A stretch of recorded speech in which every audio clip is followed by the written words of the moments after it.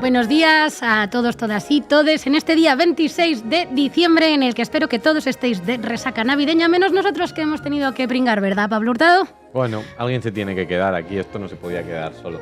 Efectivamente. No le gusta el algoritmo de YouTube que esto se quede vacío. Y mientras el resto estáis haciendo la digestión todavía de esas comidas navideñas y procesando lo que os ha dicho vuestro cuñado, pues nosotros hemos venido aquí a hacer la noble labor de teneros relativamente informados y además de hacer un poquito de política navideña, ¿no, Pablo?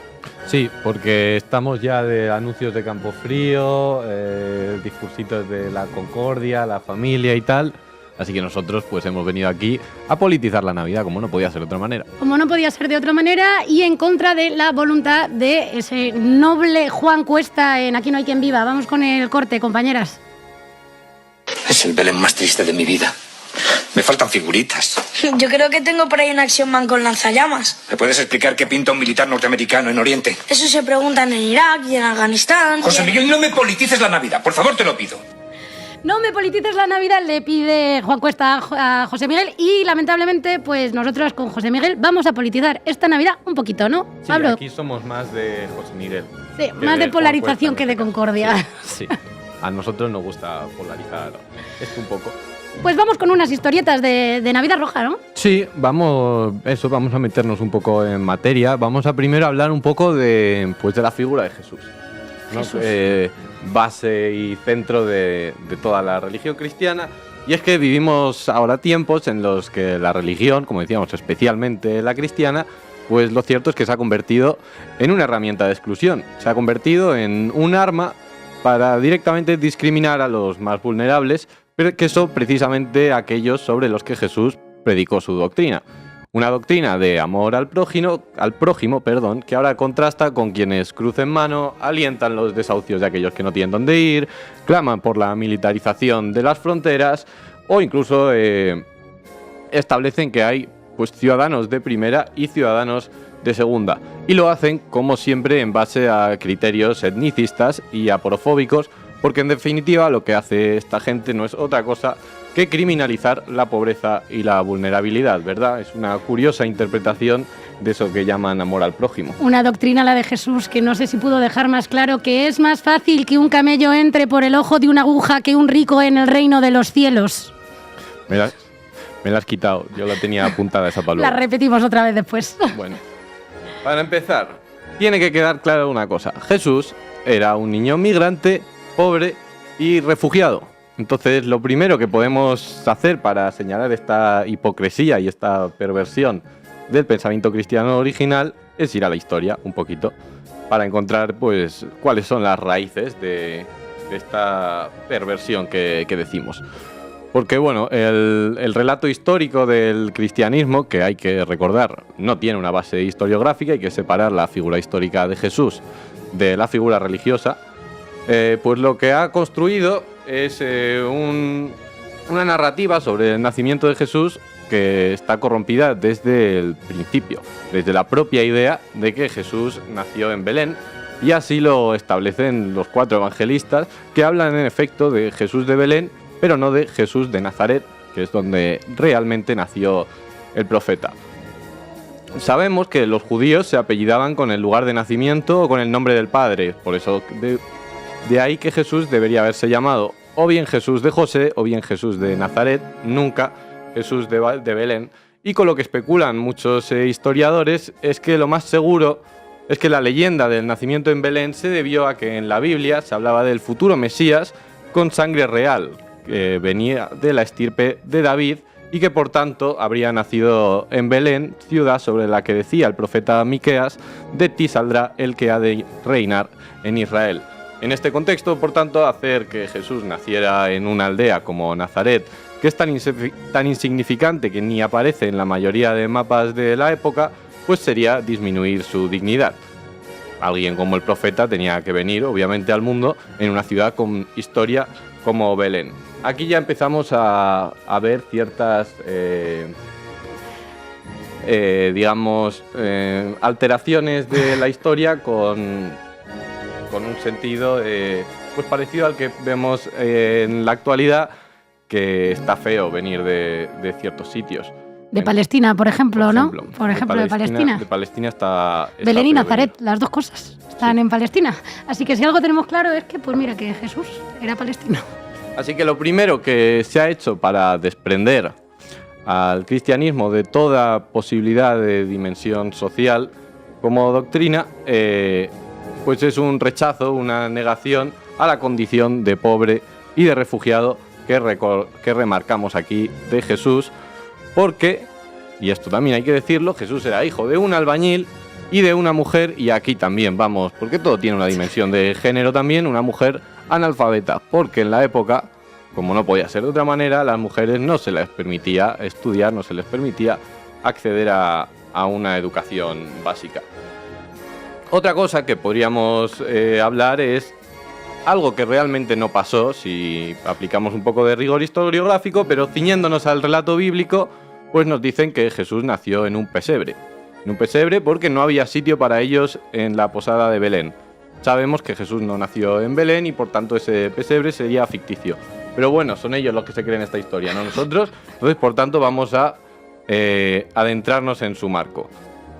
Esto de que no había sitio para ellos en la posada lo podemos traducir todos como que no tenían dinero para pagarlo, ¿cierto? No tiene más y no hay que ser tampoco un lince para hilar esto con lo que le pasa en muchos sitios del mundo donde no existe una atención sanitaria pública, que es que si no tienes dinero, pues a parir en casa o a parir donde buenamente puedas, pero no te van a abrir un hospital.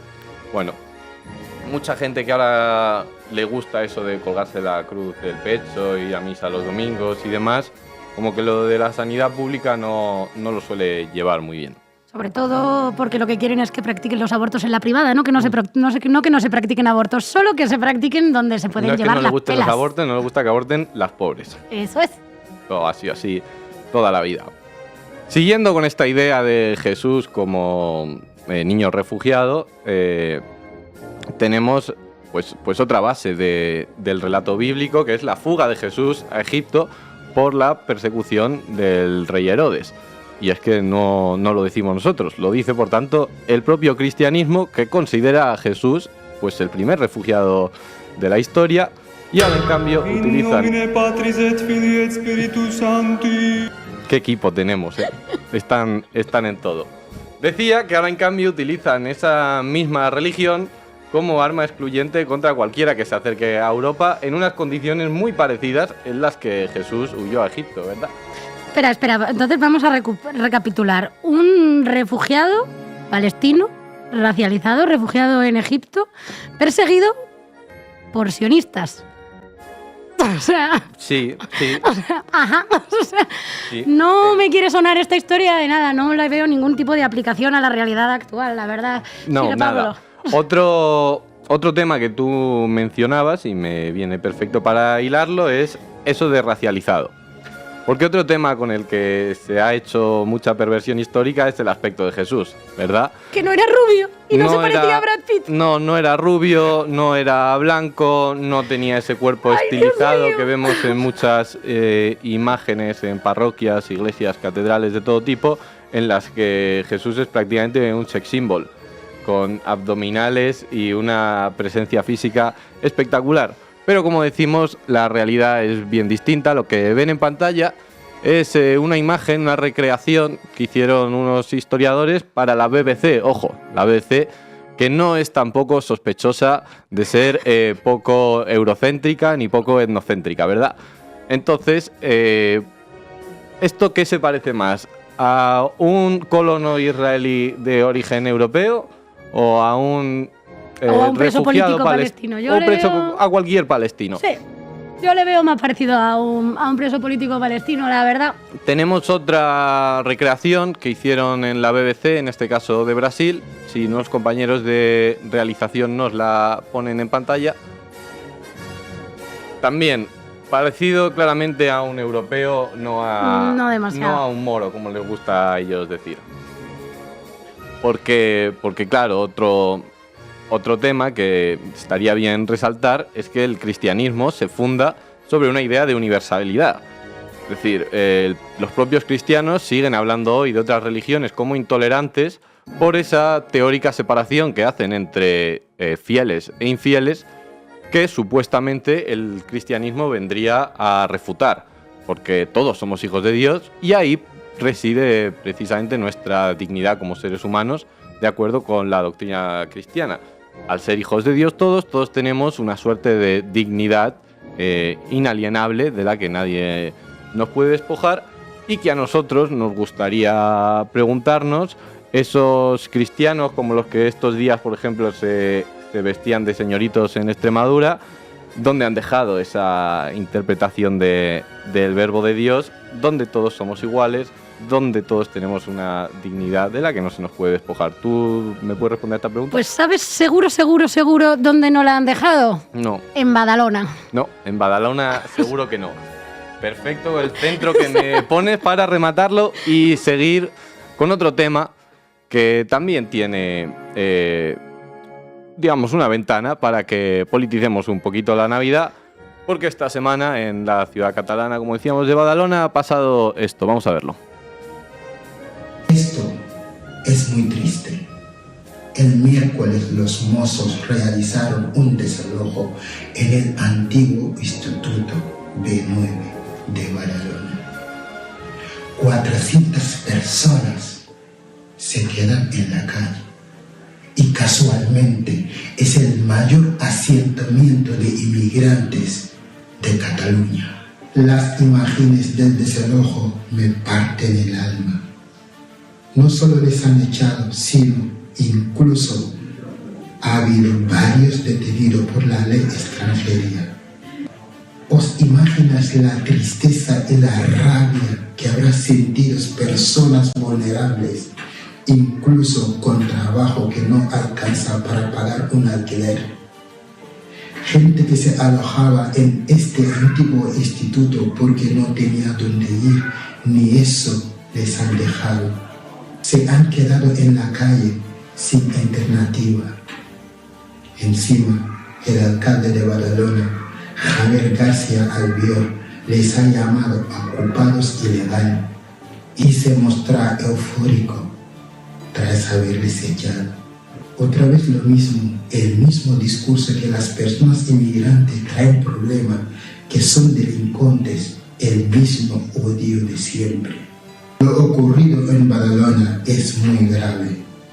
Es un drama humanitario donde no se respeta el derecho internacional de los derechos humanos, que dice claramente: los desalojos tienen que ser la última medida y en el caso que se produzca siempre tiene que haber una alternativa para evitar que las personas se quedan en la calle.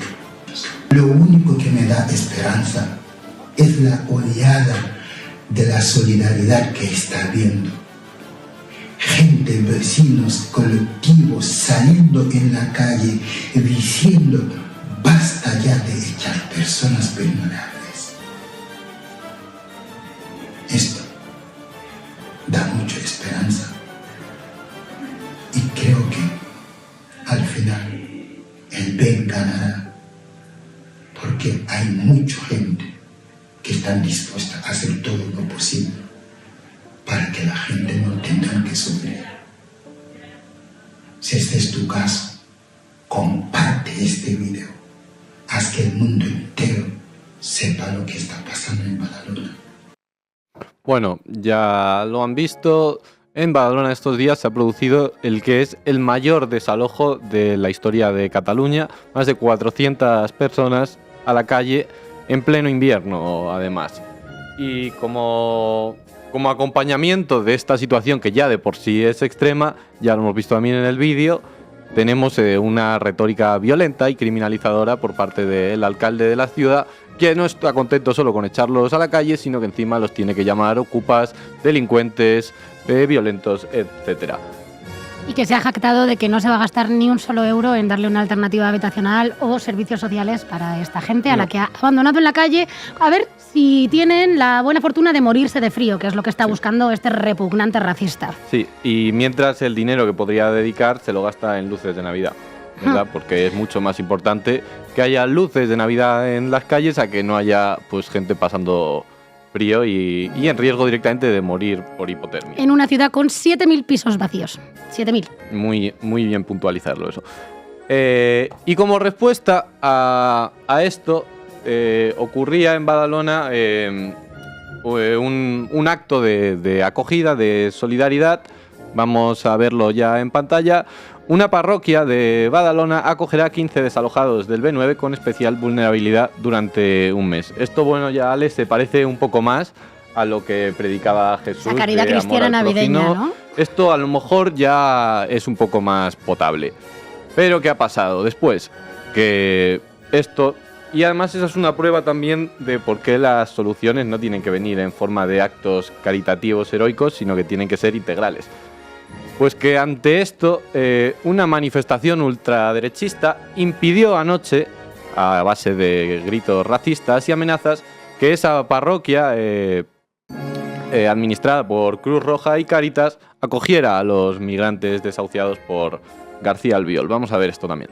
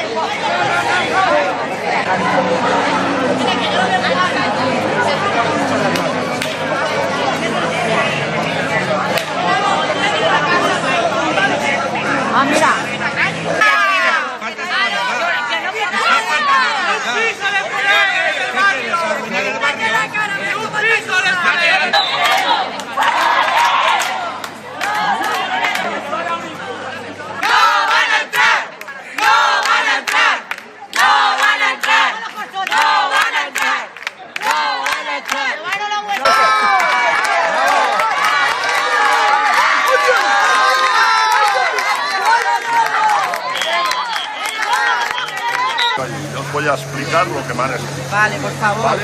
A ver, ¿el micro dónde está? García Albiol, que siempre está donde tiene que estar, ¿no? Al lado. Sí, ahí vemos a un nazi alentando a otros nazis. Porque aunque tengan así aspecto de personas normales, casi que han bajado en pijama, cuando tú te concentras para negarle a alguien un techo en pleno invierno cuando no tiene a dónde ir, eres un nazi y un fascista de mierda, no tiene otro calificativo. Como dice nuestro querido Leza, llévatelos a tu casa, pero a esa no, esa tampoco. No. A esa no cuenta tampoco.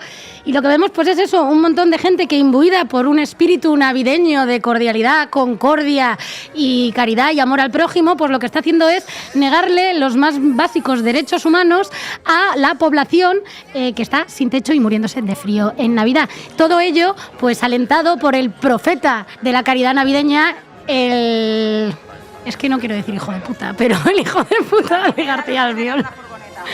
Luego si hay que meter un pitido, metemos un pitido. Vale, perfecto. Y aquí lo tenemos. Y yo creo que ya pues podemos cortar este vídeo terrorífico, sí, ¿no? Pero un elemento también importante a resaltar aquí es que esto no sería posible sin otra pata importante de la historia. Porque esta gente que se manifestaba ahí a las puertas de la parroquia ha recibido un trato mediático, digamos, amable. Para estar concentrándote para negarle el techo a alguien, esto se podría definir como trato amable. La Vanguardia, una protesta contra los inmigrantes del B9 de Badalona, torpedea la acogida en una parroquia. Otro titular. ABC. Un grupo de vecinos trata de impedir que varios de los inmigrantes desalojados del Instituto B9 de Badalona duerman en una parroquia. ¿Quieres más? Grupo de vecinos, siempre quiero más. Venga, El Mundo. Aquí os podría cortar. No entra El Mundo. Un grupo de vecinos protesta e impide que varios inmigrantes desalojados del B9 duerman en una parroquia de Badalona. Me encanta el subtitular. El alcalde Xavier García Albiol acude al lugar para intentar rebajar la tensión que él mismo ha creado desalojando a 400 personas del precario techo que tenían en un instituto abandonado, ¿no? En fin, rebajar tensión, ir a alentar nazis. Pero no solo son porque hemos dicho, bueno, La Vanguardia, el ABC, El Mundo. Sabemos cómo es la prensa de derechas, pero aquí tenemos siempre algo más. La Sexta, tu televisión de izquierdas favorita. ¿Qué dice La Sexta sobre esta gente? Una protesta vecinal impide que los desalojados del Instituto B9 sean acogidos en una parroquia de Badalona. Nada de ultraderechismo, nada de literalmente montar concentraciones que chocan frontalmente con los derechos humanos. No, lo que hay es una protesta vecinal, un alcalde que va a rebajar la tensión, bueno, escaladas de estas de que no tienen culpa nadie, solo surgen así. Unos vecinos que en absoluto polarizan. No, estos no polarizan. Estos solo hacen protestas vecinales. Protestas vecinales, pues claro, hay gente que se manifiesta para que a la gente no la echen de su casa y gente que se manifiesta para que no pueda tener una casa, y son las dos igual de válidas. Y si te peleas con tu cuñado que dice que esta gente pues se merece morir de frío, estás polarizando y estás politizando las Navidades, acuérdate. Exacto. Esta gente que, como no nos cansamos de repetir, ha montado un piquete prácticamente en la puerta de una iglesia para que no entre gente que estaba en la calle, pues lo que hace es realmente pervertir de la forma más asquerosa posible lo que podría definirse como un verdadero espíritu cristiano. Porque, solidario, claro, y de caridad. Yo te pregunto, Pablo, si lo de la Navidad original hubiese pasado de verdad y Jesús hubiese nacido en Belén y hubiese llegado un refugiado con su mujer embarazada a una posada, ¿de qué lado crees que estaría esta gente? Pues esta gente seguramente estaría atrincherándose en la puerta de la posada con, no sé si, claro, la época no lo permite, pero con un datáfono prácticamente diciéndole a Jesús y a María, si queréis que el niño entre, a pagar. Y si no, a un pesebre. Llévatelos a tu casa. Literalmente. O sea, todo muy católico y navideño. Bueno, vamos con más espíritu cristiano del bueno. Noticia de hace escasos días. Estamos hablando de menos de una semana. Una orden religiosa con más de 300 viviendas en Madrid quiere desahuciar a un hombre de 66 años de su casa en la que ha vivido toda la vida. Este hombre, que se llama Mariano y tiene 65 años, vive en el número 1 de la calle Carnero, literalmente desde que nació. Es la misma casa en la que antes vivieron sus abuelos, antes vivieron sus padres, y siempre en régimen de alquiler y siempre pagándole el alquiler, es decir, transfiriendo su sueldo en este caso a una entidad que no estaba haciendo nada productivo.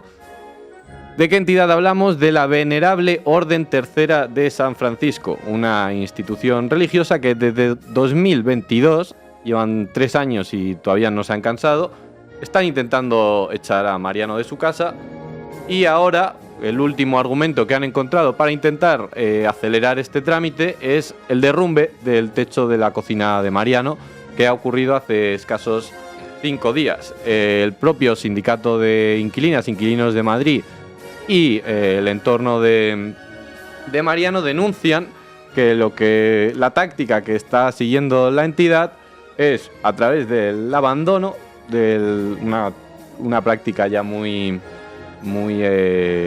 frecuente, que es la de abandonar por completo el mantenimiento de los edificios para forzar al final la salida de aquellos que los llevan habitando, pues por ejemplo en el caso de Mariano, más de 6 décadas.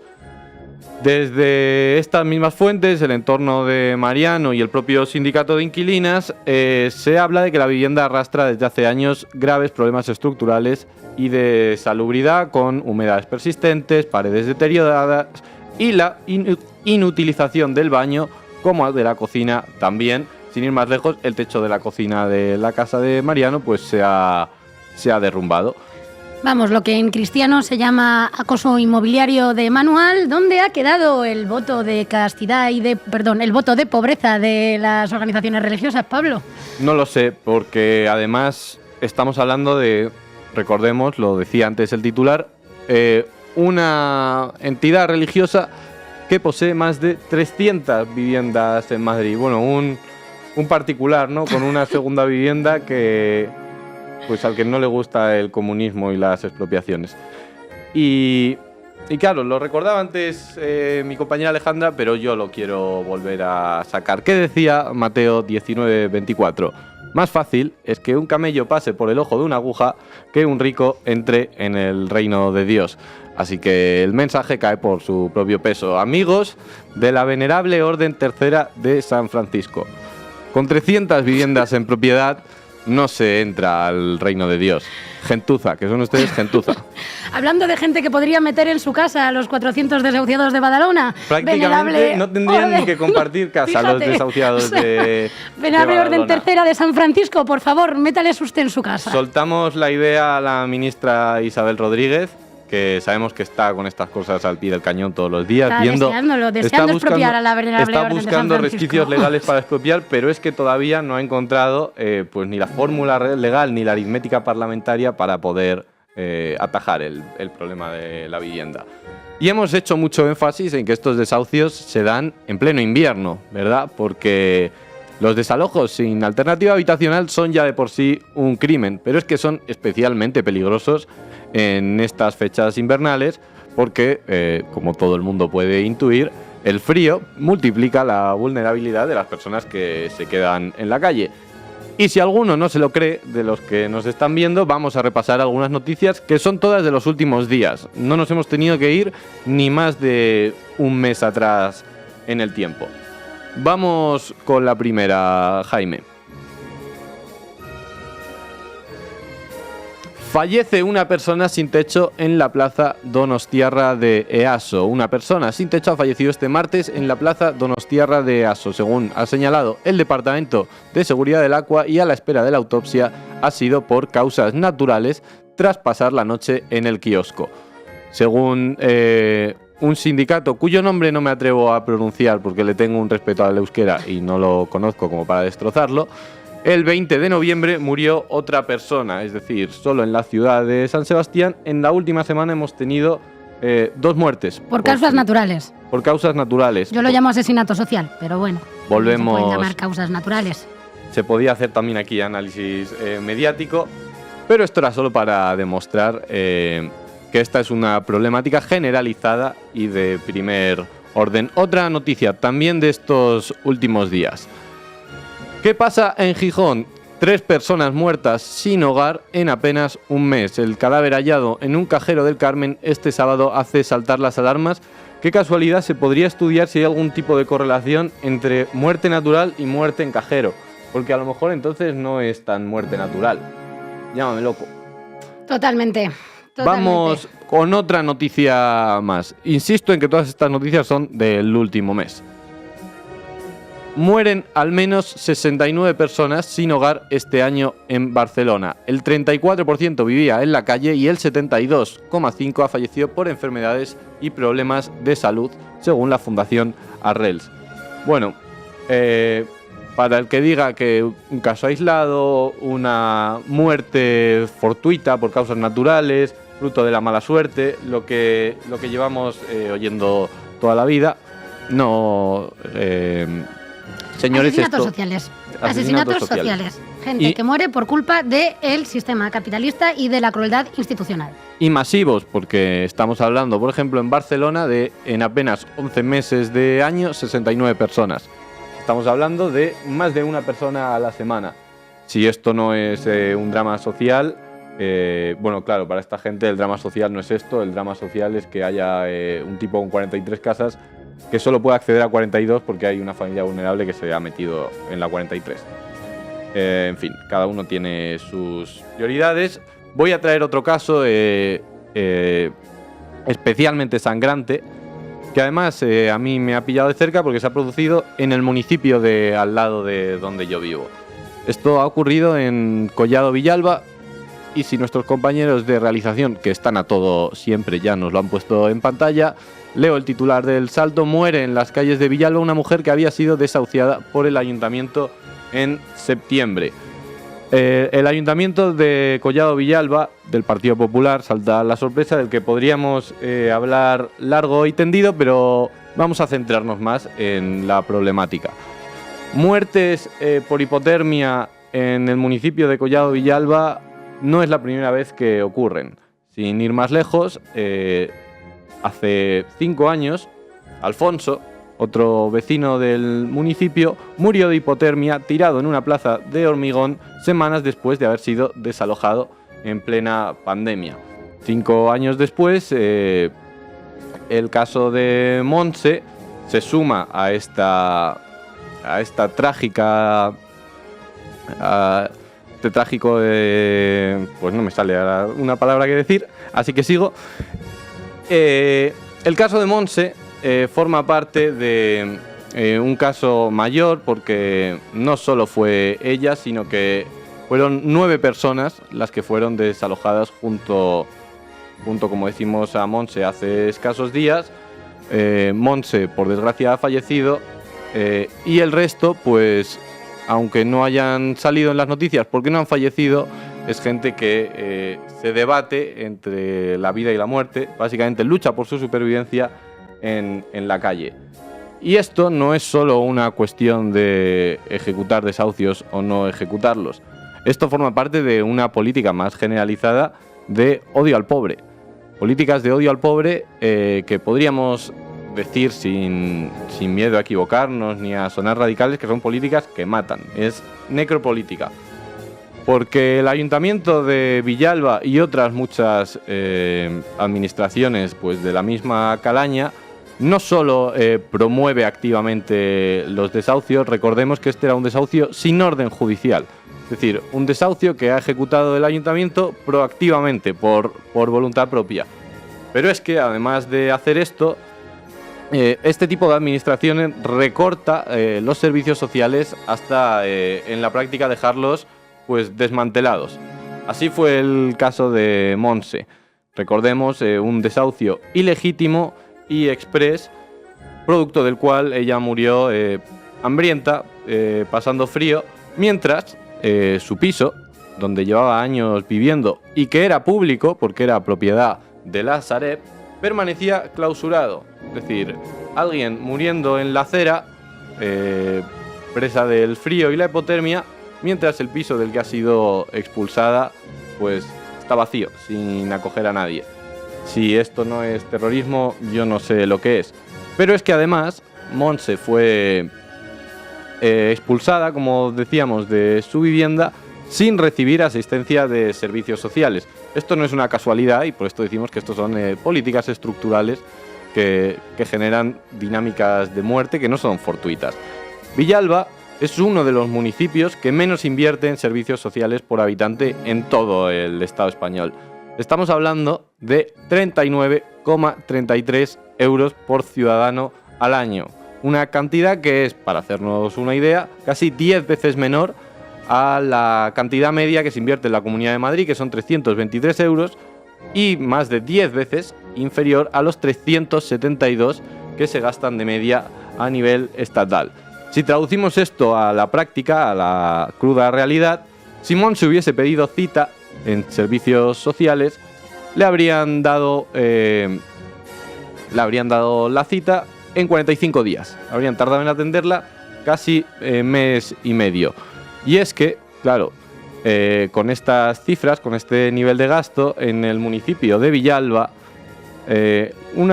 Montse tendría que haber compartido trabajadora social con casi 5.500 vecinos. Números que son inasumibles. No se puede prestar ningún tipo de servicio social cuando tienes a tu cargo 5.500 personas que atender. ¿Y a qué se dedica la alcaldesa de Villalba? Sabemos que no a solucionar estos problemas, pero al menos a mostrar un mínimo de empatía, un mínimo de sensibilidad, un mínimo de humanidad. No, es más un poco del estilo Albiol. Vamos a ver, Mariola Vargas, la alcaldesa de Villalba. Fuera ocupas y delincuentes de Villalba. Claramente Montse lo que era una ocupa y una delincuente, ¿verdad? Sin duda. Si queremos echar a los delincuentes, igual se tiene que ir ella. Solo quiero decir eso. Sí, estaría bien. Vamos con más casos. Es un poco duro hacer como este recopilatorio, pero bueno, hemos venido a politizar la Navidad y eso implica a veces pues cosas que no son tan divertidas. Vamos con otro caso de esta misma semana en Madrid. La Seguridad Social obliga a 29 familias, como decimos, de la ciudad de Madrid a dejar sus casas tras casi 20 años de alquiler. Casi 30 familias de Madrid están obligadas a abandonar sus casas antes de fin de año. Son viviendas públicas en las que llevan, muchos de ellos, 2 décadas. Y además su casero es la Tesorería General de la Seguridad Social. ¿Qué quiere hacer ahora con esas viviendas la Tesorería? Pues venderlas a precio de mercado, porque ya sabemos, la vivienda para toda esta gente es antes un bien de mercado que un derecho. Para profundizar un poco en la historia, estos inquilinos accedieron a estas viviendas a partir de 2005 y a través de la Sociedad Pública de Alquiler. Tras la quiebra de esta sociedad en plena crisis en el año 2012, los inmuebles pasaron a la Tesorería General de la Seguridad Social. Y para que veamos el nivel, digamos, de terrorismo administrativo que supone esto, estas casas pertenecen a un organismo público, como hemos dicho. Un organismo como es la Tesorería, que las recibió de una administración, una institución pública también, como era la Sociedad Pública de Alquiler. ¿Y por qué crees ahora que estas viviendas tienen que ser vendidas o puestas en el mercado? Pues porque el Tribunal de Cuentas, esa institución que a todos nos encanta, que no es ni una institución política ni una institución judicial, no sabemos exactamente qué es, pero tiene la autoridad para emitir resoluciones en las que determina, pues que en este caso la Tesorería General de la Seguridad Social tiene que vender estas viviendas porque, ojo, es una institución, la Tesorería, que no tiene competencias en materia de vivienda. Y como no las tiene, pues entonces las viviendas se tienen que vender. No sin antes, porque el mercado es libre y da gusto, ¿verdad? No sin antes ofrecerles a los inquilinos una opción de compra preferente. Se lo habrán dejado a precio de saldo, ¿no? ¿Qué es una opción de compra preferente? Pues vamos a poner algunos ejemplos. A Lourdes, una de las afectadas, le han ofrecido comprar su piso de 70 metros cuadrados por casi $500,000 de euros. Perfecto. ¿Tú tienes así suelto medio millón de euros?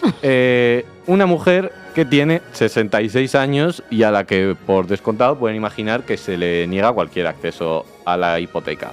Otro afectado, Miguel, le piden casi 700.000 euros por su piso, algo que también declara es inviable, puesto que tanto él como su pareja están en situación de desempleo y por tanto se les niega también todo acceso posible al crédito. Pues eso es todo en materia de vivienda, ¿no? Sí, yo solo quería entonces preguntarme dónde está Casa 47, porque hace unos días nos presentaron lo que venía a ser la quinta esencia para resolver el problema de la vivienda, ¿verdad? Pues aquí estamos esperando a ver si Casa 47 se pone en contacto con la Tesorería General de la Seguridad Social, compra esas viviendas y se las deja. A ver si se puede hacer algo, ¿eh? Fíjate, no vaya a ser que 2 administraciones. Pero bueno, compañeras, nos vamos un segundín a pausa y volvemos para hablar de derechos laborales y el Corte Inglés, porque la Navidad no se politiza sola, hay que politizarla. Ya, con un poco de pan te lo empapo.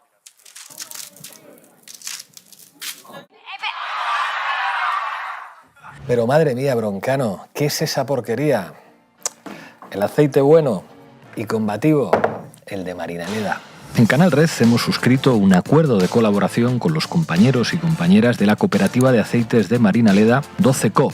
Si quieres hacerte con una botella o garrafa es muy fácil. Puedes hacerlo a través de su web 12cop.com introduciendo el código CANALRED, así todo junto y en minúsculas. O también puedes buscar el enlace en la descripción de nuestros vídeos que publicamos en nuestros canales de YouTube.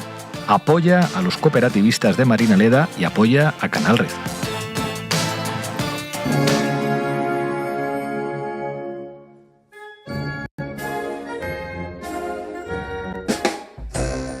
Y se nos ha hecho un poco larga la pausa, nos ha dado tiempo a ducharnos, maquillarnos, ponerme el gorrito. La magia del directo, nos cambiamos de ropa en un segundo. Nada, en lo que Pablo te anuncia el aceite de Marinaleda, pues nosotros nos hemos cambiado, tú te has sovietizado incluso para seguir politizando esto, así que venga. Pues la magia del directo y la magia de la Navidad, no nos olvidemos, así que vamos a seguir politizando la Navidad y vamos a hablar ahora de derechos laborales y de consumo, porque bueno, pues a todos nos gustan las fiestas, ¿no? Ir a comer churros, dar y recibir regalos, juntarte con la gente que más quieres, tomarte un chocolate, ver las luces. Bueno, las luces no, en Madrid las luces no se pueden ver porque está todo lleno de gente y no se puede, es imposible desde hace muchos años, pero bueno, en general... lo que vivimos estos días es que, bueno, pues que para muchos esta época es una época de fiestas, de regalo, de descanso, pero otros viven una realidad completamente diferente donde en Navidad toca currar, ¿verdad, Pablito? Sí, no miro a nadie, ¿no? No miramos a nadie porque nosotros, evidentemente, hoy estamos currando, pero es lo que hay, el trabajo asalariado es lo que tiene. Y como decía, pues hay gente que vive en trabajos además muchísimo peores que el nuestro, en condiciones nefastas, muy mal pagadas, bajo una presión asfixiante, horarios infinitos, día tras día, festivos, horas extra y ¿qué hacemos, no? ¿Cuál es la solución? Pues bueno, lo primero, como dice nuestro compañero Jaime, sería abolir este sistema capitalista y consumista y entender pues que bueno, pues que puedes hacer regalos a tus personas queridas en cualquier momento del año, pero si hablamos de qué se puede hacer desde el punto de vista de las trabajadoras, pues es bastante más simple, ¿no? Derechos laborales, horarios razonables, salarios más altos, no explotar a tus trabajadores y menos en temporada alta. Fíjate, qué locura, secuestrar patrones también podría ser una opción. Sí, ajusticiar patrones en la plaza pública, volver a esas tradiciones, que yo estoy muy tradicional últimamente. Las costumbres que se están perdiendo, la guillotina en la plaza del pueblo, sí. El gulag. Ay, bueno, es que estoy muy nostálgica, Pablo, hoy. ¿Qué nos cuentas entonces? A ver. Pues realmente estoy hablando de El Corte Inglés. El Corte Inglés, que es una empresa, pues que bueno, pues como casi todas las empresas, pues sube o hace el 20-30% de sus beneficios ahora en periodo navideño. Y pues, ¿sabes quién no ve ni un durito de esos beneficios? ¿Los currelas del Corte Inglés? ¡Los currelas del Corte Inglés! El Corte Inglés el año pasado, en 2024, facturó 16.675 millones de pavetes. Y siguiendo las mates que también hizo nuestro compañero Jaime, pues podríamos decir que en el periodo de Navidad pues debieron ganar aproximadamente entre 3.000 millones y 5.000 millones de euros. Y con todo ese dinero, pues el Corte Inglés la verdad que sería bastante capaz de redistribuir un poquito esa riqueza, contratar más gente en el periodo de Navidad, dar mejores condiciones laborales. ¿Y tú crees que ha hecho eso, Pablo? No, por eso digo que también podríamos secuestrarles directamente. Sí, y de hecho como... Presuntamente, todo presuntamente, no pasa nada, feliz Navidad, regala secuestrar un empresario del Corte Inglés, presuntamente, pero... Como yo lo puedo explicar bien, pero lo va a explicar mejor a la gente que lo ha vivido, pues vamos a escuchar a Mel Caicho de CGT del Corte Inglés, que estuvo el otro día en El Despierta, y vamos a ver qué nos cuenta ella de cómo se vive ser trabajadora en el Corte Inglés. No, estáis de protestas contra el Corte Inglés y lo primero que quiero preguntarte es ¿por qué? A ver, continuamos las protestas. Estamos llegando a un calendario que va a cumplir ya un año en que tenemos a las trabajadoras, a los trabajadores representados por CGT en las calles protestando a las puertas de las tiendas. Salimos a protestar porque la situación que tenemos es imposible de seguir tolerando y mucho más en estas fiestas navideñas cuando todo se duplica en intensidad, ¿no? Tanto de trabajo como de sobrecarga. Salimos a la protesta porque realizamos jornadas de 10 horas diarias, días consecutivos que llegan hasta 11 sin descanso, hacemos hasta 56 horas semanales en determinados momentos y lo que no se ve detrás, ¿no? Porque luego también se nos pide que realicemos horas extras, por ejemplo, al colectivo de los compañeros de perecederos, que hace un año, en fechas como esta, pudimos demostrar por medio de la inspección de trabajo que habían compañeros que entraban a las 4:30, 5 de la mañana y eran los mismos que cerraban el centro de trabajo a las 10 de la noche. Eso, entre otras cosas, además, los domingos, los festivos, que los trabajábamos en jornadas igualmente de 10 horas, pero sin ningún pago diferenciado, ¿no? El salario que incluye el Corte Inglés, el salario base que tenemos todos, incluye además trabajo gratuito en los domingos y en los festivos, ¿no? Siendo que para todos el trabajo en domingos y festivos debería ser diferente como lo tienen muchas empresas. Y además contando que son 10 horas de trabajo las que permanecemos en el centro. Las trabajadoras que estamos enfrente somos las mismas que abrimos la tienda y las que cerramos además. Otra de las reivindicaciones que tenemos es que se reconozca el trabajo forzoso de nuestros compañeros de supermercado, de perecederos, de mantenimiento. Son colectivos que se les considera además esenciales, que han estado enfrente en los momentos de pandemia, en los momentos de apagones, en todos esos momentos tan difíciles que ellos hemos tenido que trabajar pues conviviendo con muchas dificultades, y que creo que se le debería diferenciar con un tipo de incentivo, viendo que lo que ganamos nosotros es el salario base, que llega a ser el salario mínimo interprofesional a día de hoy en España. Pues jornadas maratonianas, sin festivos, salarios bajos, en una empresa además que genera unos beneficios espectaculares y es una de las mayores empresas de este país, ¿no? Así es. Este año ha tenido de beneficios el Corte Inglés 512 millones de euros, lo que estima una subida de un 6,7%. Sin embargo, nosotros estamos igual, nuestro salario es totalmente precario. Hemos ido perdiendo poder adquisitivo año tras año. Entre los últimos 10 años, más o menos, asciende entre 10.000 y 11.000 euros lo que hemos tenido de pérdida de poder adquisitivo. Es una empresa que precisamente, como bien dices, puede tener a sus trabajadores con ese mismo crecimiento convertido en beneficio solamente para ellos y para los grandes dirigentes del Corte Inglés, también para su plantilla. A día de hoy es importante comentar que esos beneficios vienen del enfoque del crecimiento de la venta omnicanal, por ejemplo, que es una nueva función que también asumimos los mismos trabajadores que estamos en estas tiendas, ¿no? Cuando en el 2013 un partido para nosotros indeseable que nos ha perjudicado siempre a la clase trabajadora, fomentó la apertura generalizada de los domingos y festivos, ¿no? Abrimos todos los días del año. Se hizo con la intención de crear puestos de trabajo. Esto quería decir que iba a tener un nuevo perfil para un personal que atendiera los fines de semana en los centros de trabajo. Sin embargo, en nuestra empresa, en comercio en general, ¿vale? Ya nuestra empresa recoge más de 80.000 trabajadores, pero además comercio, ¿no? Se acogió a la apertura generalizada, pero en lugar de que crear empleo, lo que ha hecho ha sido todo lo contrario. Somos casi entre 16.000 y 20.000 trabajadores menos en nuestra empresa, que además hemos asumido nuevas funciones, ¿no? Estas funciones que, como digo, no se ven, porque ahora estamos atendiendo a la clientela dentro de los centros de trabajo con el nivel que se nos pide, con una sonrisa, con la atención personalizada, rápida, eficiente, pero además andamos con un aparatito en la mano que lo que hacemos es atender a la venta omnicanal, ¿no? Que también es un exponencial muy grande en el que tenemos que ser las mismas quienes resolvemos. Una sobrecarga de trabajo que es intolerable, no solamente físicamente, ¿no? Que lo físico yo creo que se nos nota cuando los que vais a comprar al Corte Inglés, pero también psicológicamente mucho, porque hemos adquirido nuevas funciones que muchos de nosotros no estábamos preparados para ello, porque la formación ha sido un poco pues con esos cursos que te tienes que enterar tú mismo a ver cómo funciona esto y te quedas con algunas dudas, pues, y hemos ido con esa presión de atender la venta omnicanal y la presión de la venta de tienda. Entonces entendemos que esos beneficios deberían ser repartidos también como un aliciente para sus trabajadoras, ¿no? Es una empresa que es una empresa millonaria que paga publicidad por todos los lados, paga publicidad incluso para que nos apaguen nuestras campañas de movilización en las calles. Entonces, eso debería ser invertido también en un aliciente para los trabajadores. Es una necesidad absoluta, ¿no? Crece los pagos de la cesta de la compra. No podemos hacer frente a los trabajadores, tenemos que estar pidiendo anticipos de paga para salir adelante. Debería también verse reflejado en los salarios de los trabajadores. Pues ahí lo veis, pues que la realidad es que las campañas de Navidad, para sorpresa de absolutamente nadie, es una oportunidad para que los dueños de las empresas ganen más a costa de explotar más a sus trabajadores. Y repartir la riqueza, pues no parece que esté en el plan de la lista de Papá Noel de El Corte Inglés. Pero El Corte Inglés es mucho más que una empresa que explota a sus trabajadores en Navidad. El Corte Inglés ha sido también la arquitectura de lo que significan las Navidades patrias, entrelazada con el franquismo.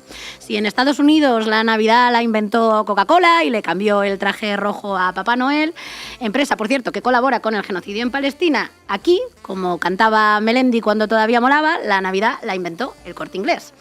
Coca-Cola popularizó, como decíamos, y estandarizó la imagen moderna de Papá Noel, de viejo, bonachón, traje rojo y blanco, a partir de 1931 con la campaña del ilustrador Haddon Sundblom, quien se basó en el poema de 1823 y en un vecino jubilado para crear un Santa más humano y alegre, coincidiendo con los colores de la marca para vincularse a la Navidad y aumentar las ventas invernales de Coca-Cola. Esta estrategia, que incluyó osos polares y camiones, transformó el personaje de figura folclórica a un icono cultural global asociado a la marca. Y aquí, con El Corte Inglés, 3/4 de lo mismo. En un artículo publicado por eldiario.es, Andrés Gil se explica muy bien. Y el artículo se titula Ya es primavera en el Corte Inglés, el retrato de un tiempo histórico que se va, pero bien podría haberse llamado Ya es Navidad en el Corte Inglés, porque lo que cuenta el artículo es igual de aplicable. Dice, los grandes almacenes serán capaces de decretar las estaciones del año y de convertir eslóganes en lemas de un tiempo histórico, escribe Gil. Y es que, pues bueno, el Corte Inglés ha sido el retrato de una época de España, aquella que salió rota de la Guerra Civil, que inauguró con sangre y fuego el régimen de Franco, una época en la que estos grandes almacenes evolucionaron mano a mano con la sociedad española y las instituciones españolas. El Corte Inglés, cuando se ha mirado al espejo, a menudo se ha visto como una suerte de UCD, como aquella generación que creció y medró al calor del franquismo y entró de lleno en la democracia arrastrando valores y elementos culturales del régimen, cuenta Gil. Y vamos a verlo, porque hemos desempolvado este reportaje de El Nodo en el que Matías Prats, padre, visita el Corte Inglés en 1968. Vamos a verlo, compañeras. Los escaparates se llenan de seductores carteles pregonando únicas oportunidades, rebajas, etcétera, etcétera. Todo ello con el sano y mercantil propósito de estimular las inversiones domésticas después de los excesos propios de las pasadas fiestas. El sano y mercantil propósito, porque de eso van las Navidades, Pablo Hurtado, para el franquismo y para el capitalismo actual, porque las cosas no han cambiado tanto en 60 años. Ya lo ven, vamos a seguir un poquito más con este reportaje de El Nodo, por favor, vamos a verlo, compañeras.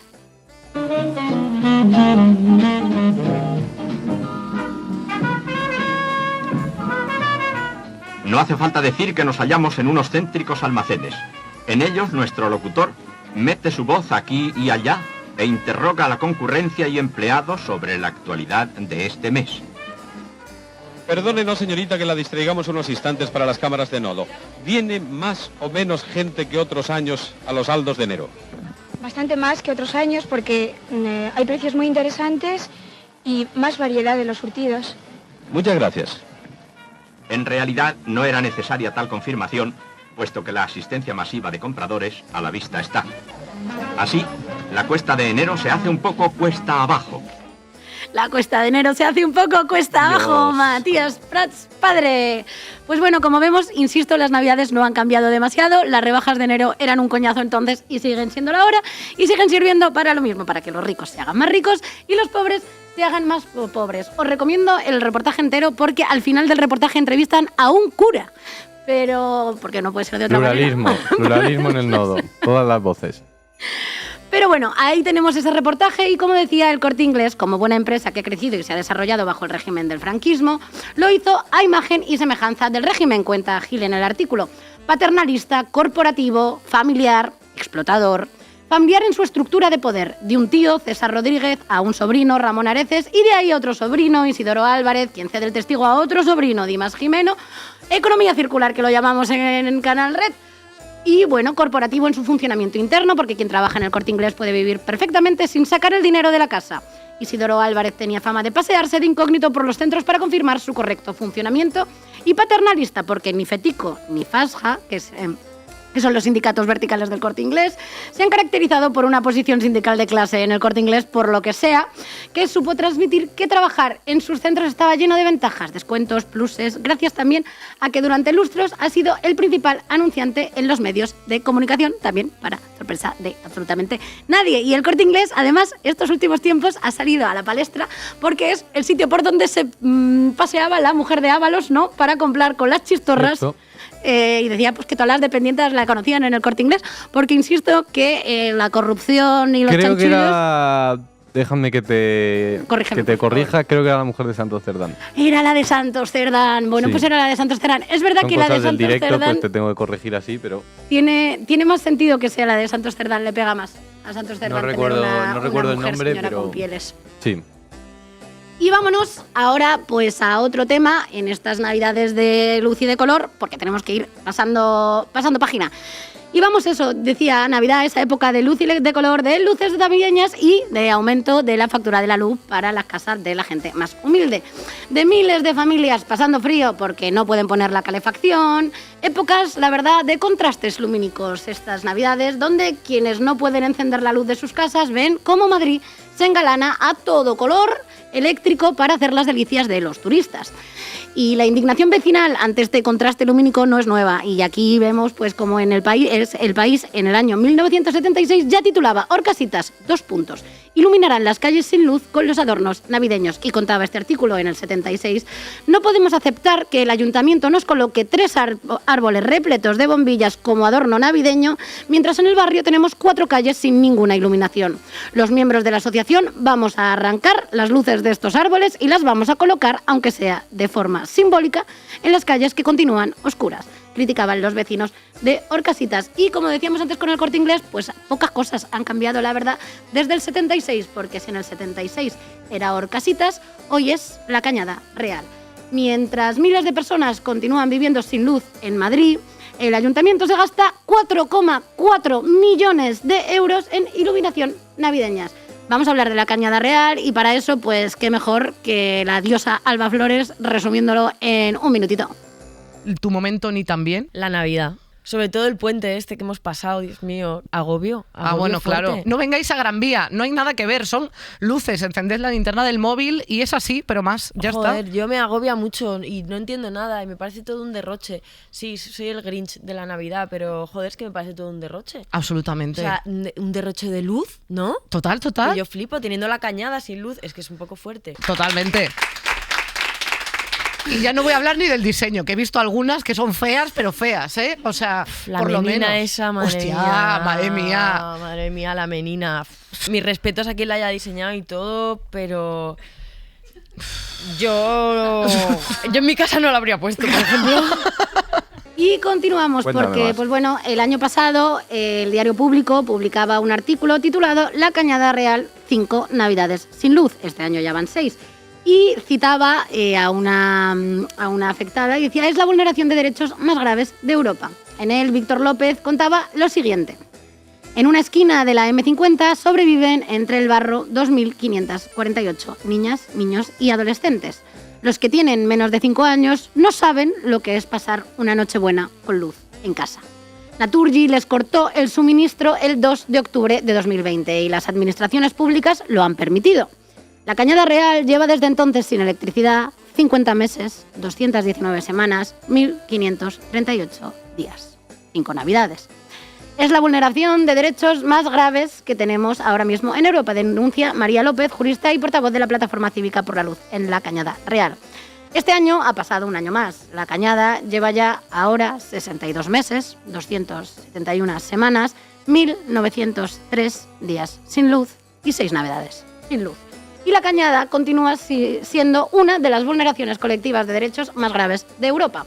Una vulneración con responsables. Y vamos aquí, como siempre, a ponerles nombre y cara. Primero, Naturgy, una empresa que solo hasta septiembre de 2025 ha tenido un beneficio neto de 1.668 millones de euros. Un incremento del 5,6% respecto al mismo periodo del año anterior. Y que este año superará los 2.000 millones de beneficios, pero se ve que no ha encontrado la calderilla para ponerle la luz a las 7.000 familias que viven sin luz desde hace 6 años porque son unos... Pero los radicales somos nosotros, ¿eh? Claro, Cuidado sí, que los sí. que polarizamos somos nosotros. Y yo insisto en que estoy en un periodo muy navideño en el de retomar tradiciones de ejecuciones en plazas públicas, pero presuntamente todo. Son buenas tradiciones, sí. Y bueno, y los segundos responsables son la crueldad de las instituciones del Ayuntamiento y de la Comunidad de Madrid, que deshumanizan a las miles de personas, 4.500 en concreto, que viven cada día sin luz desde hace 6 años. Y detrás de esta crueldad y esta violencia institucional se esconde un secreto a voces. El sureste de Madrid tiene que crecer y hay que desalojar a la gente. ¿Qué mejor manera que quitarles la luz? Así de claro lo explicaban el director Guillermo Galoé y el actor Jesús Fernández Silva, Chule, en Onda Cero, cuando presentaban Ciudad sin sueño, una película que relata la realidad que se vive en la Cañada Real. Y yo, pues desde aquí, desearles a Ayuso y Almeida que estas Navidades les traigan, también a los directivos de Naturgy, unas semanitas sin luz ni calefacción en ese ático pagado con dinero público y a costa de nuestras subvenciones a la Quirón. Y ojalá les expropiemos sus casas para alojar a las vecinas de la Cañada. Eso de meterles en sus casas, pues yo preferiría expropiarles las suyas y meterles allí. Y ya sabes, si tienes frío esta Navidad, pues los ricos son una buena fuente de combustible. Y si tienes hambre, son una buena fuente de nutrientes también. Así que un consumo mucho más ético además que la industria cárnica, estas Navidades contra la pobreza, cómete o quema a un rico. Supuestamente. Presuntamente todo presuntamente. Con todo consejitos navideños de invierno rojo. Que hacen falta también porque, oye, es que hace frío en Navidad, estos días hace muchísimo frío. Y justo, y si el dueño de Naturgy o el dueño del Corte Inglés politiza la Navidad, ¿por qué han empezado ellos, no nosotros? Yo la verdad... Pues nosotros solo recogemos el testigo. Y ahora vamos a hablar de otro tema pues también bastante complicado, porque la Navidad, decíamos antes, pues no es igual de feliz para todos. Hay mucha gente que está jodida en Navidades. Están jodidos los currelas, están jodidas las personas migrantes, como decíamos al principio, como en Badalona, que van a tener que dormir en la calle por culpa del racismo y el fascismo de las instituciones. Y vamos a hablar pues de la familia, porque las Navidades en familia, ya sabéis, ese momento, como dice Campofrío, de reconciliación, de no polarizar, de paz. Sí, de paz impuesta, a veces por el silencio, y porque decíamos, pues desde Campofrío hasta la conferencia episcopal, pasando por el rey y gran parte del equipo de Opinión Sincronizada y hasta la revista El, nos dice estos días que no politicemos, que dejemos a un lado nuestras diferencias, que tengamos la fiesta en paz. Decía, hasta la revista El te da 12 consejitos para no pelearte esta Navidad, porque todos sabemos que las peleas... No molan, no es molan, mal rollo. no molan. Tengamos la fiesta en paz, dicen siempre, ¿no? Pasemos la Navidad en paz. Y en familia, porque bueno, pues la familia, ya sabéis, también es el lugar sagrado y bueno, y la familia tradicional sobre todo, ese refugio del terrible mundo exterior en el que vivimos. Es que vaya artículo, sí. Joder. Perdón, pero... Sí, es que ¿por cómo te vas a pelear con la familia en Navidad? Si tu tío dice que la gente trans no tiene derecho a existir o que los migrantes pues se tienen que morir de frío en la calle, no te 12 pelees. consejos para no pelear con tu tío fascista. Ser fascista, número 1. Por ejemplo, míralo, número 1. Seguramente no... Vota a Vox y no ya discutes, está. no discutes polarices. con él, claro. En fin, bueno. Pero decía pues que para mucha gente, en especial para muchas mujeres, disidencias y peña loca, pues volver a casa en Navidad no es ni bueno ni deseable, de hecho es una putada. Estas fechas para mucha gente son momentos donde se recrudece el sufrimiento, donde se incrementa la violencia. Son momentos peligrosos para mucha gente, para la que la familia no ha sido nunca un refugio, sino más bien una cárcel, y condena al silencio y al dolor. Las Navidades se nos venden siempre como un tiempo de amor, de abrazos, reencuentros y familia feliz, pero esa imagen es ideología y esconde tras de sí la imposición de normas de convivencia, de género y de cómo debemos sentirnos, con quién y dónde. Para muchas personas, especialmente para quienes viven en situaciones de violencia o vulnerabilidad, estas fechas no son felices, sino un tiempo de intensificación de tensiones, malestar y riesgo. Son fechas en las que las mujeres de la mayoría de las casas de este país sufren una sobrecarga de trabajo ingente, porque esta fiesta, como casi todo en la familia, se construye sobre las espaldas y el trabajo invisible de las mujeres de este país. El país, hablando del país, la carga mental de las madres se multiplica en Navidades. Lo que más me abruma es que la familia de mi marido me pregunte a mí y no a él qué compra a los niños. En este artículo El País explica cómo la organización de la Navidad, al igual que otras celebraciones o vacaciones, implica una carga mental adicional que recae principalmente, para sorpresa de nadie, en las mujeres debido a los roles de género internalizados desde la infancia y años de hábitos asumidos. En este artículo, María Isabel Jociles, catedrática de Antropología, doctora en Sociología y profesora investigadora del Departamento de Antropología Social de la Universidad Complutense de Madrid, explica que las construcciones de género siguen asignando a las mujeres el trabajo invisible de cuidado, incluso en parejas donde ambos trabajan. En las relaciones en las que no se comparte de forma equitativa las responsabilidades domésticas y de cuidado, ellas asumen en mayor medida todas aquellas tareas designadas a garantizar el bienestar emocional, explica María Isabel. Ese bienestar incluye evitar los conflictos, mantener la armonía familiar, gestionar la comunicación con la familia extensa y planificar celebraciones. Y prosigue, la Navidad intensifica este patrón porque implica coordinar regalos, comidas, visitas y decisiones sobre fechas y actividades. No son detalles menores, sino parte central del cuidado relacional y que recaen sobre las mujeres precisamente porque la sociedad asocia ese rol con la identidad femenina. Os lo resumo yo lo que dice Josiles. José Luis, llevas 50 años celebrando la Navidad, no has cocinado ningún año. Pasaste de que cocinase tu madre a que cocinase tu mujer y ahora que estás divorciado vuelves a ir a casa de tu madre a que cocine ella. Por favor, te lo pido. Y no te dignas ni a recoger la mesa, José Luis. O sea, es espectacular. Por favor. Las fiestas hay que repartir las tareas, división del trabajo, reparto de la riqueza, distribuir, por favor, José Luis. Por favor, porque es que iba a decir ya ayuda a tu mujer en casa, pero no ayudes a tu mujer en casa. Asume las responsabilidades del trabajo doméstico, que si no, se hace muy pesado para alguna gente estas fiestas.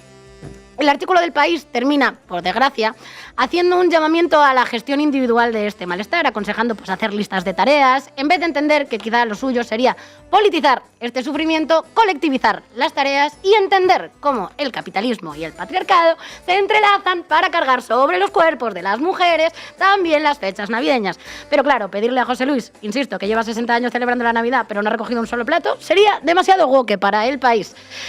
Y ahora vamos con un tema, incluso si acaso, más serio, porque seguimos hablando de patriarcado en Navidad, porque además, igual que en las vacaciones estivales, se produce siempre un repunte de violencia de género.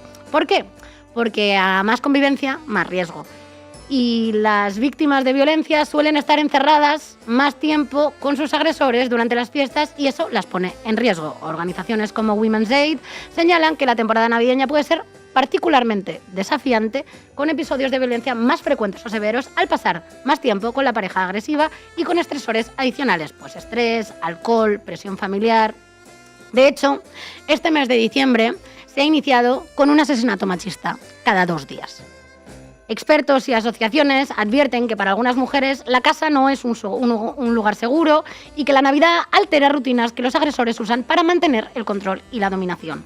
Así que desde aquí recordar siempre que el Estado tiene la obligación de proteger a las víctimas de violencia y si hay alguna que nos esté escuchando, que sepa que pese a la poca publicidad que le han dado, se establece desde hace años un dispositivo reforzado de atención a víctimas de violencia de género en Navidad y que el 016 es un número de atención gratuito, integral y que no deja rastro en los teléfonos donde se puede pedir ayuda las 24 horas del día. Y sin necesidad de denunciar, sin necesidad de exponerse, sin necesidad de hacer nada más que llamar al 016. Y que si hay alguna mujer víctima de violencia que nos esté escuchando, que sepan que hay recursos, que hay gente dispuesta a protegerlas y que pueden ser acompañadas en este camino sin necesidad de denunciar, insistimos. Pero hablemos también de salud mental, de adicciones y de trastornos de la conducta alimentaria. Porque las Navidades son también puntos calientes y focos de sufrimiento para las personas con problemas de adicciones, de salud mental y trastornos de la conducta alimentaria. De hecho, según un estudio de la revista The British Medical Journal, el riesgo de suicidio es mayor los lunes y aumenta el día de Año Nuevo, justo después de Nochevieja. Navidad es también un punto caliente, aunque el nivel de riesgo varía mucho según el país. El énfasis cultural en la felicidad obligatoria genera presión emocional y estrés financiero que agravan el malestar, la ansiedad o la depresión en amplios sectores. Un estudio sociológico encontró, de hecho, que más de 1 de cada 4 personas reporta problemas de salud mental como ansiedad o depresión durante las fiestas navideñas. También son fechas jodidas para quienes batallan con trastornos de la conducta alimentaria. Creo que esto es fácil de explicar, pero yo lo explico igual. La temporada navideña está centrada en comidas, cenas y consumo de alimentos que pueden ser desencadenantes para personas con TCAs o en recuperación. Estudios clínicos muestran que el ambiente festivo, junto con estrés social y comentarios sobre el cuerpo o la comida, puede empeorar estos trastornos. Así que, por favor, en Navidades y en cualquier otro momento del año, no se opina sobre los cuerpos de los demás. Ni hay esos kilitos de más que traes estas Navidades, pero tampoco qué delgada estás y qué guapa. No, se opina sobre los cuerpos ajenos, salvo sobre el Cuerpo de Policía Nacional, que a ese siempre se le puede criticar. Y no se opina tampoco sobre la ingesta de comida de los demás, porque no sabemos con qué tipo de narrativas batallan esas personas en su cabeza. Son fechas jodidas también para la peña con adicciones. En un artículo del Salto titulado Navidad, regalar, celebrar y consumir, Yuna Virtual desgrana cómo para las personas con adicciones la Navidad no es una época fácil tampoco. Los riesgos de consumo se multiplican por la accesibilidad a sustancias, las situaciones de presión social y la variabilidad emocional. Fiestas y reuniones, reencuentros y celebración. La temporada navideña se presenta como un periodo de alegría, escribe Bartual. Sin embargo, no todas las personas comparten esta visión. Esta es una época que no está exenta de desafíos, en especial para aquellas que enfrentan adicciones. En medio de las tradicionales festividades, el consumo se convierte en una constante tentación. Hay mucha disponibilidad y accesibilidad a sustancias, especialmente al alcohol, pero también a otro tipo. Contextualiza Marina Poveda Navarra, psicóloga especializada en adicciones. Las arraigadas tradiciones culturales, como compartir una cerveza, brindar con vino o participar en celebraciones donde el alcohol es protagonista, hacen que esta temporada sea un desafío adicional para quienes buscan mantener la sobriedad. La aceptación social del consumo de alcohol contribuye a su normalización y minimiza las consecuencias del alcoholismo, continúa Bartual. Es muy paradójico lo permitido que está el alcohol en Navidad. Parece que si no bebes, no celebras.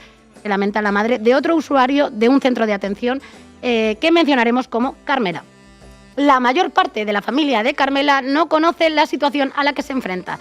Se nos hace un poco difícil establecer límites. De hecho, es imposible, se desespera Carmela. En este marco, diversos factores de riesgo, tanto internos como externos, pueden dar lugar a recaídas durante la Navidad. Uno de ellos es el desajuste en la estructura cotidiana, la alteración de rutinas diarias, horarios de sueño, alimentación y actividades cotidianas durante las fiestas. Aumenta el riesgo de recaída, al igual que los cambios emocionales. Tanto emociones positivas como negativas pueden ser desencadenantes de la búsqueda de consumo para modificar estados de ánimo. La adicción no distingue entre la euforia de las celebraciones y la melancolía que a menudo las acompaña, y en estas festividades los individuos con adicciones recurren al consumo como medio para evadirse, gestionar emociones y promover un cambio emocional que les haga sentirse mejor. Gestionar estas emociones de manera adecuada se convierte en un factor crucial para prevenir recaídas. Y en este marco, decíamos, diversos factores de riesgo, tanto internos como externos, pueden dar lugar a recaídas durante... No, esto ya lo he leído.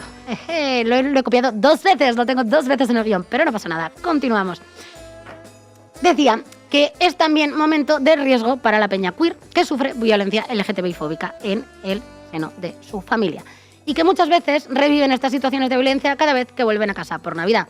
Prejuicios heteropatriarcales, negación de las identidades de género y orientaciones sexuales, vuelta a los armarios. La Navidad es el momento del año en el que muchas personas LGBT se ven forzadas a reunirse con familiares que no las aceptan o que generan ambientes hostiles. Testimonios y encuestas muestran que la falta de aceptación familiar está asociada a peor salud mental, ansiedad y riesgo suicida en jóvenes queer. Estudios como los de Family Acceptance Project han encontrado que las personas LGBT jóvenes que sufren rechazo familiar tienen hasta 8 veces mayor riesgo de intento de suicidio y mayores niveles de depresión. Y estos mecanismos pueden agudizarse en contextos de presión familiar, como las fiestas. Así que, compañeros queer, solo recordaros de nuevo que hay gente que os quiere como sois y no solo. Hay familias escogidas, relaciones de parentesco y amor, redes de apoyo y solidaridad que os esperan con los brazos abiertos. No estáis soles y no tenéis que volver a casa en Navidad si eso os expone a violencia. Somos muchas las que os esperamos con un plato en la mesa en entornos seguros y felices. Así que no todas las familias son espacios seguros o de amor incondicional. La insistencia cultural en volver a la familia tradicional en Navidad ignora realidades de conflicto, trauma y violencia que no desaparecen por arte de magia, porque es Navidad. Por eso volvemos a decir que estas Navidades, polariza, prima, no te calles, defiende a tu prima trans, habla de Gaza, dile a tu cuñado que hay que expropiar a los fondos buitre y que el derecho a la vivienda debería estar por encima del derecho a especular y a sacar beneficio de la miseria de la gente, y dile a tu familia racista que se calle la puta boca y que es un racista de mierda, porque es lo que es. Y con esto, y un bizcocho, os recordamos este cierre con un videíto de Hip Hop. Oye, tía, qué pereza el anuncio de Campofrío, ¿no? Vale, tía, ¿ya estás politizando la Navidad? José Miguel, no me politices la Navidad. Campofrío lleva años con la misma estrategia publicitaria, celebrar la concordia, la convivencia, que las dos Españas se sienten en la mesa en Navidad. Yo me reventaba, yo me reventé. Porque Campofrío dice que ni machismo ni feminismo, ni negros ni nazis, ni fascistas ni antifascistas, ni genocidas ni palestinos. Si es que ya se sabe que los extremos se tocan. Y al final, tu cuñado es tu cuñado.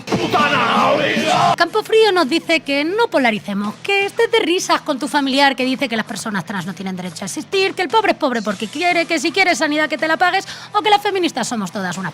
Con lo que a mí me gusta la fruta. Ana Rosa es una rentista que tiene al menos 7 empresas inmobiliarias que especulan con la vida de la gente y tú no puedes pagarte el alquiler, pero no polarices. Facha Rosa. Ana Rosa le da voz a los nazis de Desocupa o sienta en su mesa a boleros como Eduardo Inda. Pero tú, Tía, no polarices. Campofrío no reinterpreta la identidad española, hace negocio con ella, como Mercadona. Es puro franquismo alimentario. Una empresa que explota a sus trabajadores y que ni siquiera es española. Amiga, estas navidades no te calles. Polariza. Habla del alquiler. Habla de Gaza. Habla de comerte a los ricos. Cómete a un rico si puedes. Eso sí que es un chuletón imbatible.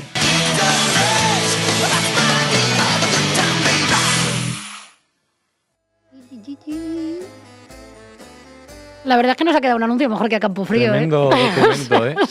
Los consejitos del final que los ha sacado de la pieza esta de Elle, ¿no? De Elle, para de Elle. no discutir en Navidad. Ella además, fíjate, qué queer. Qué inclusivo, qué inclusivo. el Elle.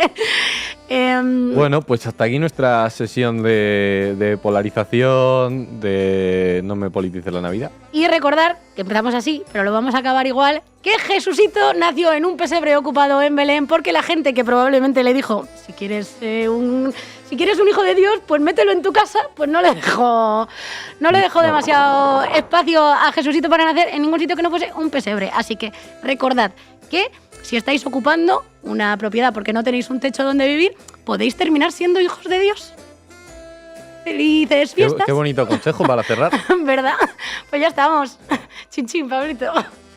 Feliz Navidad. Feliz Navidad, no, que eso...